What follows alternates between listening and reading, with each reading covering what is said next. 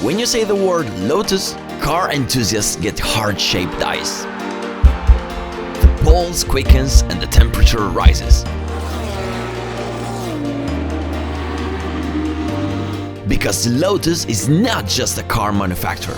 Lotus is the essence of racing cars. Since its founding in 1952, it has won 13 Formula One World Championships, including drivers and manufacturers, revolutionizing the entire world of racing cars several times. They were the first to use a monocoque chassis with the Lotus 25 in Formula One, and from there everyone copied. They were the first to build a car to optimize the aerodynamics with the ground effect Lotus 78 and 79, and from there everyone copied. It was the first to use the radiators on the side and to invent the side pods, and from there everyone copied. Well, this racing essence is inevitably reflected in the road cars. They are small, lightweight, agile, fun, and tremendously high-performing. The most famous of them, one of the most beloved, the Lotus Elise. 35,000 cars sold worldwide. A car that made history, that marked an era. The car from whose base was built the Lotus with which I will race my first race weekend of 2024.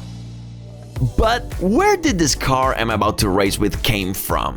If we think about it, it's an all-Italian project, and the person behind it is called Stefano D'Aste, a man who is very well known to people in the industry in Italy. A man who, exactly like me, was born with an incurable disease, the passion for racing. Exactly like me, he started with motorcycles. This was in 1990s, and Stefano was racing in 125 250s. He was fast, he also had been an official Cagiva rider in SP. And just think that the year that Valentino Rossi won the Italian championship, Stefano finished P5 in the same championship.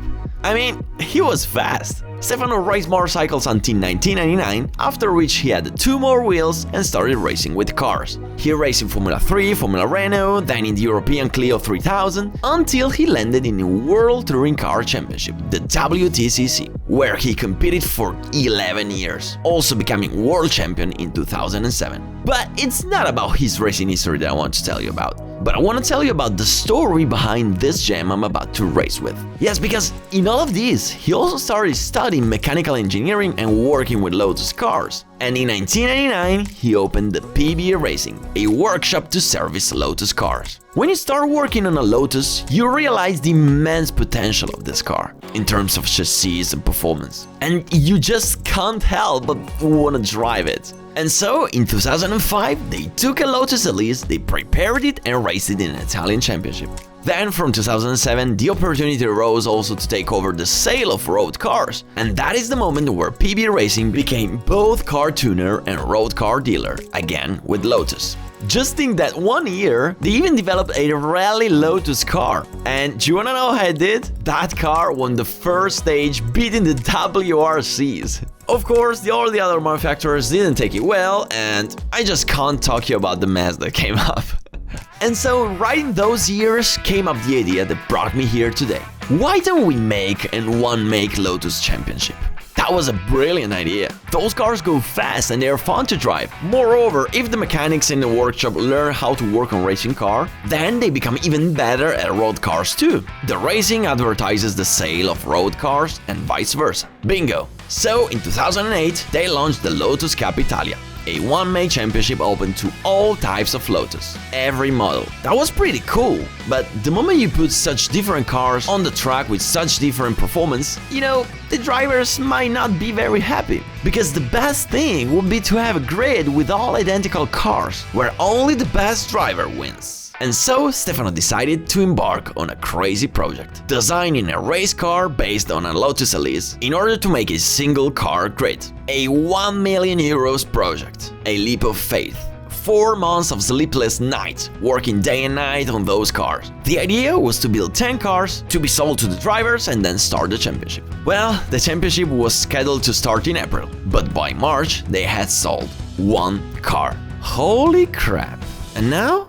Well, you know what, every time you start a new project, at first everyone is skeptical. But fortunately, people talk to each other. And when the car is that good to drive, the word gets around. So, over the course of a few weeks, more requests came in. And so, after postponing the start of the championship, they ran the first race in June, with 9 cars sold in just 3 months.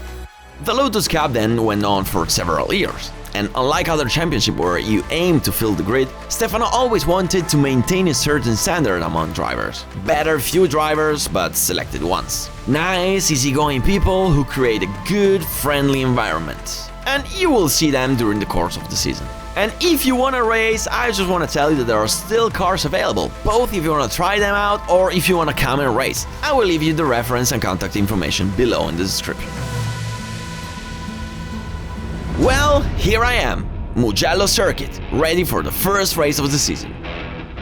Are you ready to see the livery? Mamma mia, what a show! That's so nice! Ready for the first round of pre-practice. New engine, we need to do some braking laps. Un po' di rodaggio i primi giri.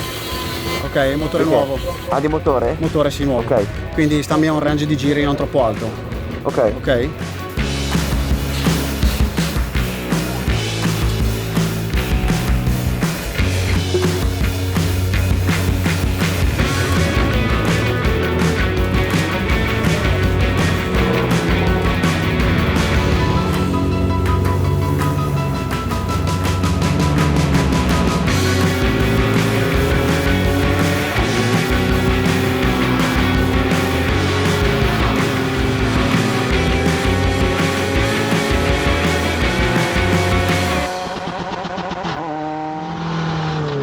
Whoa, what the hell? Why is it cutting? Oh my god, it's cutting at 5400 RPMs for no reason.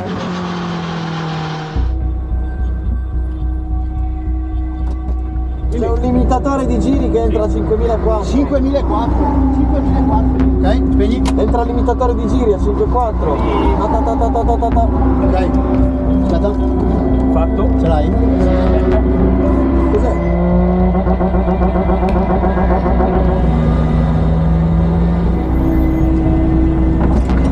Non va. Non fa ancora? Ancora? We're in trouble. We don't know why.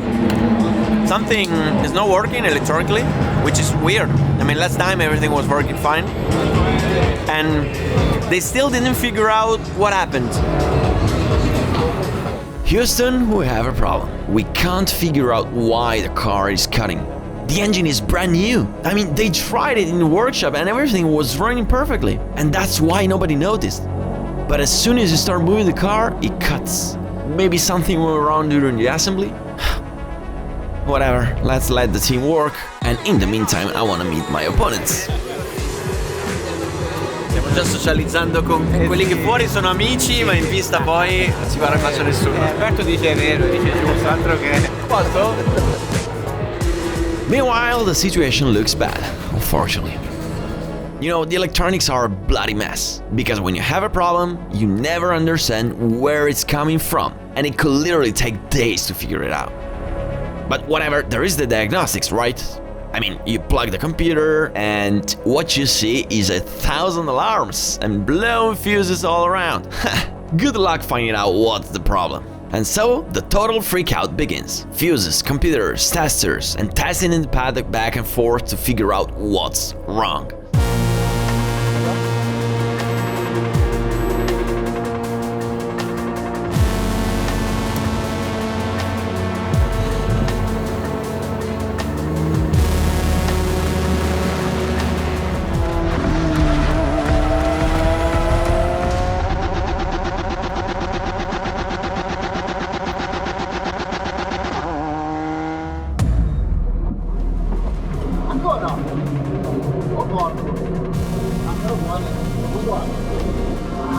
Uguale subito, Uguale subito. Subito, appena uscito. Anzi, ero fuori io con Stefano a provarla, l'abbiamo provata su pensare fino adesso. Non va. Guardiamo un attimo. Vediamo il fusibile. Guardali qua sdraiati che prendono che schiacciano un pisolino. Allora? Se vuoi portarmi anche un cocktail sono più contento. Sì, Margarita va bene? Margarita, benissimo. Un bel pampero. Cos'era? Cioè non si sa ancora. Abbiamo il cablaggio. Può essere il cablaggio? Può essere il cablaggio, perché se abbiamo cambiato i sensori con Stefano funziona, purtroppo entri, fai X strada e dal difetto. Alla fine l'unica cosa ancora da cambiare è il cablaggio. Cablaggio. Cambiamo il cablaggio e che Dio ce la mandi buona. Speriamo. Adesso accettate.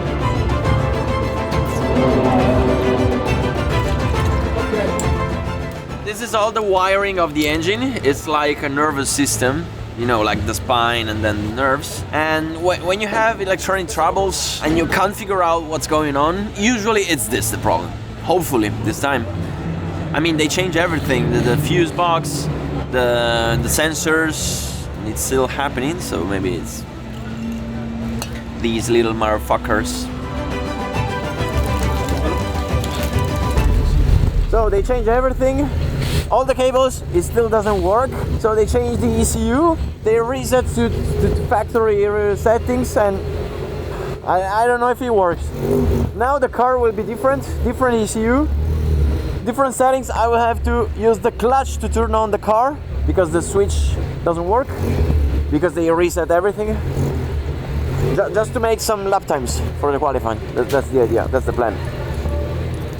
What we just done is a bad solution, but there was no way to get it working. And so at this point, the only explanation could be inside the engine. Maybe it's a fault in the camshaft position reading or the phase shifter, we don't know. And the thing is that if it's one of these, how can we fix it on track?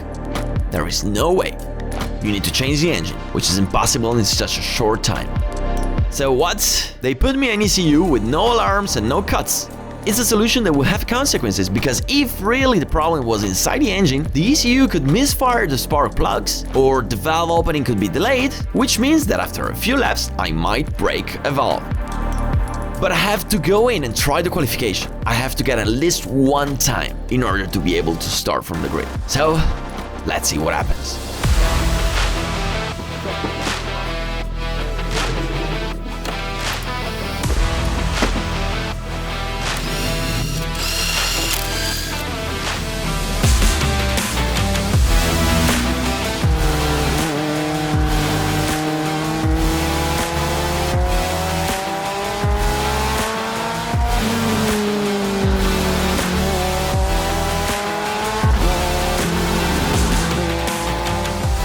Here we are on track now. The engine seems to be working, so I can make it. Oh god, somebody went on the gravel. This is going to be a red flag.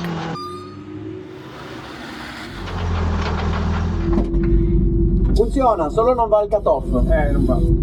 Magari tu quando hai full gas tieni già un po' puntato, così come togli il pedale. Sì. Pam, pam. Sì, faccio così. E poi basta.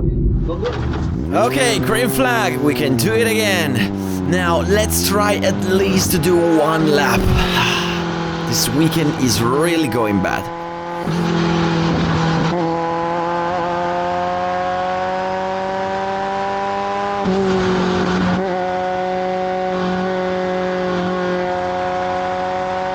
There is really huge traffic because in this qualifying we are together with other classes, so it's real hard to find space. But I need to, especially to take advantage of the new tire. You know, when a tire is new, you have that little extra grip, and I want to take advantage of it.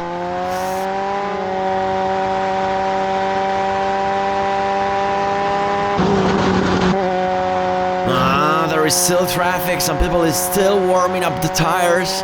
It's hard to make a clean lap like this, but I need to make at least one lap time.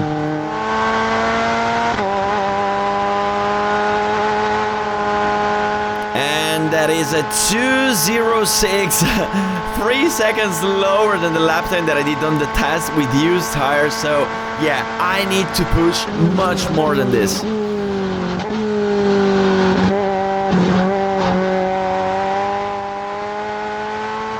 I keep finding traffic. It's really difficult to make a qualifying in these conditions. Nothing. I need to lift and wait for another lap. Okay, let's get some space and... Oh, damn, another red flag. Come on. I tempi? 2.06.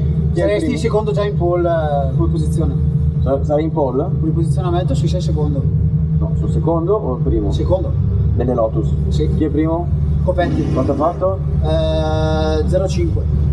Okay, few minutes to go for this qualifying, so the best thing I can do is stay behind this Lamborghini Super Trofeo, so I definitely will not be finding a slower car than me, and yeah, I just hope to make together one clean lap.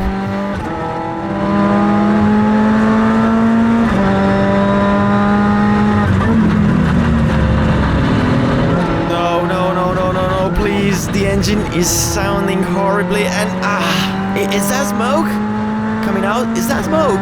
Or what is that? Can you see it? Am I dreaming, or there is smoke coming out? Damn, I need to stop right now to see if everything is fine. Now, the temperatures are fine, so I don't see any alarm on the dashboard, and there is not any more smoke. So, what was that? Did I imagine it? Or maybe there was smoke coming from the outside. Maybe I locked up a tire, but I don't remember locking up a tire. Anyway, no alarms, temperature is fine, so I can keep pushing.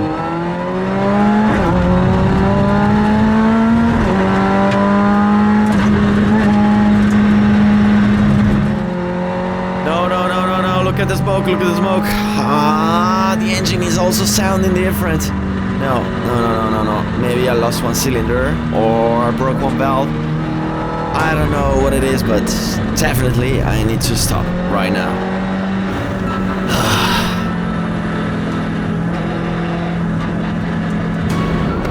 So, it broke. I mean, that was something we could have expected, because the DCU they put was not the right one. So was an ECU with different parameters, something wrong was in it. So he made the car work, but in the end he made something broke probably in the engine. The team did an incredible job just to give me the chance to make the qualifying. So what we did, I made a lap time. Unfortunately, there was no clean lap. On the test with used tires, I did 2.3. Today I did 2.6. At least I will not start last tomorrow, so I will try to recover in the race. Now another car is coming, a backup car from their workshop. They had another backup car here today, but somebody crashed, so he used the backup car. So we're taking the backup of the backup. So we have to dismount all the cameras, mount on the other car, recheck them. What a crazy bummer. I feel sorry for my qualifying, but especially for PB Racing, because they had put the car totally new engine, and never would anyone have expected there to be a defect in that engine. It seems that the issue was in the phase shifter, but they still have to open the engine.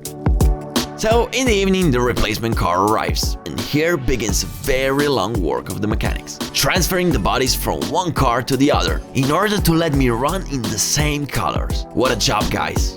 Thank you so much.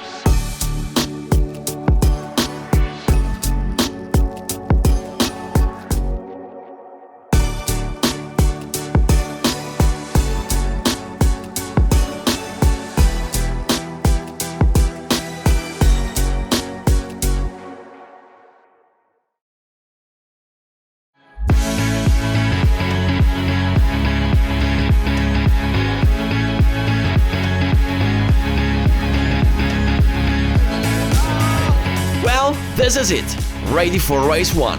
As you can see, there is a glimpse of blue patches from the previous car of parts that could not be changed. So yes, I'm going into the race with a car I've never driven. All the cars are the same, but however, it might have some minor setup differences, which I will find out during the course of the race.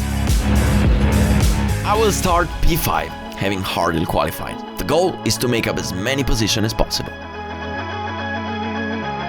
20 minutes on the clock. Let's get into it.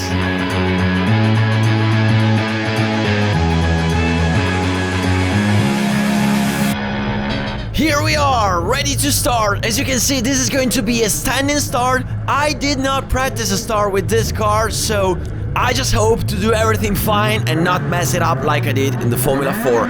4 lights, 5 lights, boom! Let's go, let's go! The start was not bad actually. I think the car in front of me did a bad start and my start was average, but it's fine.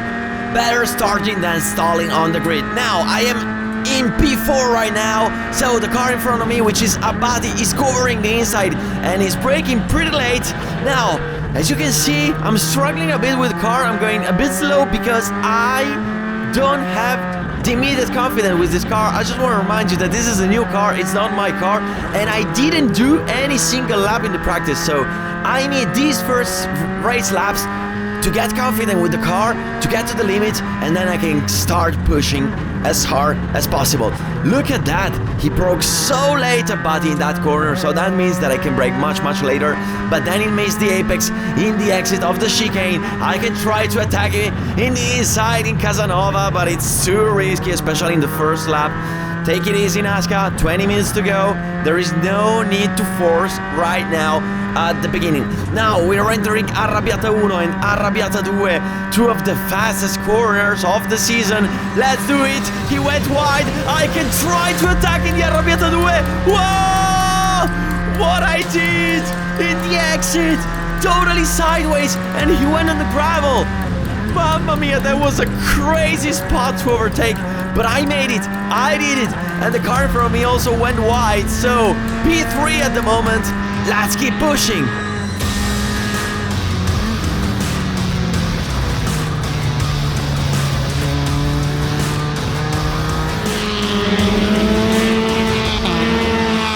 Intanto vediamo Naska che si è avvicinato veramente tantissimo con quell'escursione a Massimo Abbati, quindi Alberto in terza posizione. Okay, so I'm starting to regain the feeling with this car and I can see the lap times improving. I'm approaching the limit, so this is good, this is good. I just catched up the car in front of me, which is Jebbia. Now, he's entering quite slow in this corner, so I can try to exit faster than him from the chicane. And I did it, I exited much faster. We get to Casanova in this side. That was a very risky maneuver. We are side by side. Boom! Look at that. I never did an overtake in that corner. That's really scary, but I made it.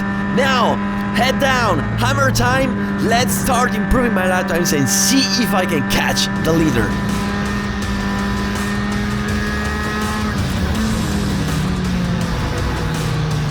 Nuovo record nel primo settore per Naska, 34. Attenzione perché Naska suona la carica, ha guadagnato 1 secondo e 7 nei confronti di Copetti. Ladies and gentlemen, it's official, I have more. I catch the leader, Copetti. Now, I'm going much faster than him, so this might be an easy overtake, but the race is still long, we're halfway through, so let's not hurry up things and let's study him to see where are his weaknesses. Now, he's not really fast in this chicane. Let's see how he manages this chicane, where I am actually the fastest. Not in the entry, as you can see I lose, but I'm the fastest in the exit because I can do it flat out. And look at this, I gained on him overall in the exit. So this might be a nice spot to overtake him, but he's braking quite late in the Casanova, so I must exit much faster than him from the chicane. We get now to the Arrabbiata corners, and he's going pretty fast in these corners. This is not a spot where I have more than him, probably because I still need to find the right confidence. And trust me, driving this car in these corners, it's not easy, it's quite tricky. Now, he forced a bit too much the entry in this chicane, so he will exit a bit slower than me. And let's see what he's doing. He's covering the inside. Maybe too much. There was no need to cover the inside, but that means that he's driving much defensively right now. So he wants to cover every possible door from my attacks, but that also means that he will be driving slower. So I can try to trick him and force him to close the door and then cross the line and overtake him in the exit. Now, we are in Bucine, the corner that puts us on the straight. I want to see the slipstream, how it is with these cars. Let's try and take it.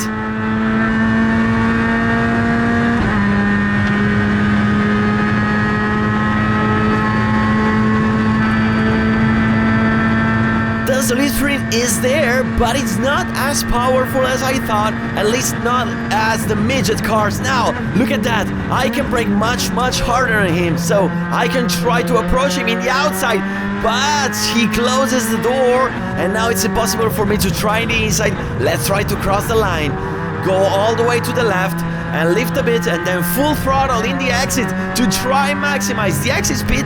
But did he use the third gear there? Because even if the line was not that good, he exited much faster than me. So, guys, I was driving faster than him, but now he started to push. He's going fast right now. It's not going to be an easy overtake. No, adesso. Ma Copetti non molla, Di sicuro facilmente non lo fa passare.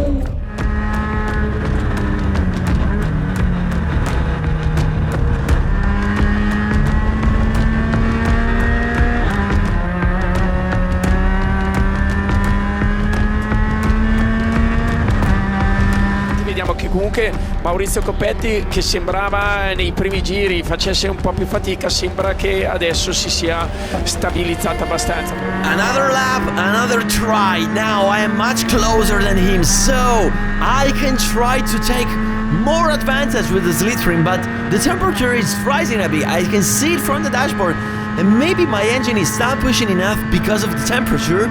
That's something I might investigate after the race, but look at this, look at this, look at the toe. Look at this. Now I can try to stay side by side in the braking.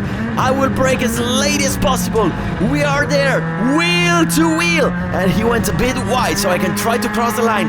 Let's see if I can try to make this corner faster and overtake him in the outside. No. This is not the right moment to do it, but it's something I can do in the following lap. Let's see right now in the second chicane if I can exit faster than him. So I fake the attack in here to force him go wide. That's what he did. I can exit faster than him from the chicane. I can try to approach him in the Casanova. No. Too risky right now. But it's a good spot. I can try it.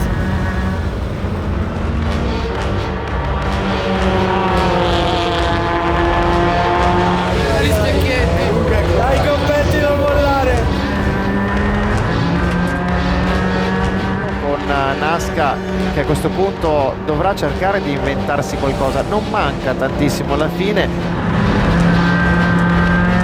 And again we try, same maneuver, same slipstream, same stuff, but the temperatures are going up, so look at that. I don't feel anymore the slipstream. I can't approach anymore to his car as I did before. But let's see what happens now. I fake the attack in the inside, so he covers the door. So I go back to the ideal line. I try to cross the line to exit faster than him from the first corner, and that's what I did. Let's try to overtake him in the outside in this corner, to be then in the inside in the following corner. That's it. That's what I did. Come on. I should have put the fourth gear. I should have done it. Look at this. I messed it up. I should have stayed in third gear. And now he knows it. Look at this. I'm faster than him in this chicane. No way to attack him now. He's going fast. Tame.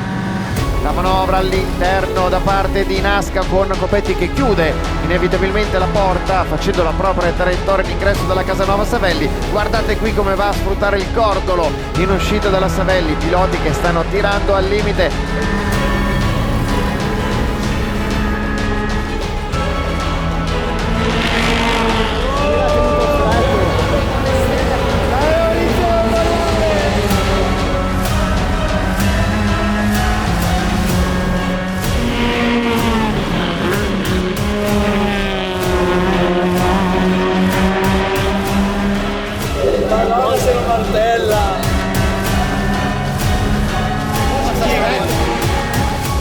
So forget all the previous laps because now he totally changed pace. I look at the delta on the dashboard, we are flying right now. If the fastest lap was a 2-3 low, we are now going to make a 2:02.5, which is a lap time that nobody ever did in Mugello. So we're really going fast. It's impossible to overtake him in these conditions, so I'm pushing like crazy. I'm fighting with the car that now wants to understeer and oversteer in every corner, and that means you're pushing to the limits. All the little corrections that you see on the steering wheel, it means that I'm fighting with the understeer, oversteer, understeer, oversteer. That means you're pushing to the limits, and Copetti as well is pushing. He's not even anymore closing the door apart from this corner. As you saw in the other corners, he's not closing anymore, and that means we're both flying. We have 2 laps to go. 2 more laps to try and overtake that white and orange car in front of me. Let's see what happens now. Once again on the straight, I should go out of the slipstream a little bit. That's something I was not thinking about during the race.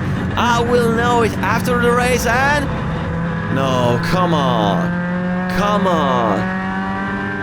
Red flag. Why? And you know what it means? Race over. Vediamo che cosa è successo nel frattempo per Massimo Batti, che è uscito di box ed è subito finito in testa coda, evidente sovrasterzo all'San Donato per lui. Sì. Dunque la bandiera rossa va a completare in anticipo, qualche minuto di anticipo, questa gara 1 della Lotus Cup Italia, dunque andando a sancire il successo per quanto riguarda Maurizio Copetti, che dunque va a vincere. Che gara, oh! Porca miseria! Bella? Bravo! Porca... No, cioè non sapevo dove passarti. Non sapevo proprio dove passarti, ho provato di tutto. Bello. Minchia, un muro davanti. Bravo. Cazzo, i primi giri andavi un po' più piano, ti ho preso, poi hai abbassato un secondo. Gli ha preso il podio. Con le macchine? Sì. Well, first race went like this. Crazy comeback and duel with Copetti. A driver who has an interesting CV behind him. He's just back from the 24 hours of Dubai. He raced with incredible cars like Formula 3000. So I can say it's going to be a hard-fought season, and he's going to be really tough.